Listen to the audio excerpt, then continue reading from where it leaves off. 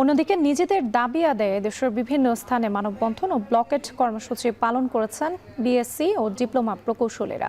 চট্টগ্রামে মঙ্গলবার বিকেলে 5টার দিকে লালদিঘির ময়দান থেকে মিছিল নিয়ে জেলা প্রশাসকের কার্যালয়ের সামনে জড়ো হন চুয়েট শিক্ষার্থীরা। এ সময় আশপাশের সড়ক অবরোধ করে বিক্ষোভ করতে থাকেন তারা। দাবি আদায় না হলে কঠোর আন্দোলনের ঘোষণা দেন তারা। এদিকে 7 দফা দাবিতে গাজীপুরের চৌরাস্তায় মহাসড়ক অবরোধ করে বিক্ষোভ করেন ডিপ্লোমা প্রকৌশলীরা। 2.5 ঘন্টা ঢাকা ময়মনসিংহ মহাসড়ক অবরোধ করে রাখায় যান চলাচল বন্ধ হয়ে যায়। 12 ঘন্টার মধ্যে সংকটের সমাধান না হলে ফের মহাসড়ক অবরোধের ঘোষণা দেন ডিপ্লোমা প্রকৌশলীরা।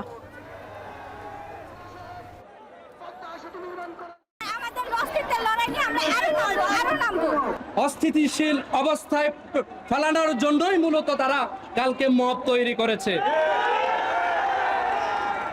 আমরা এটি আর সামনে আগাতে দিতে পারি না।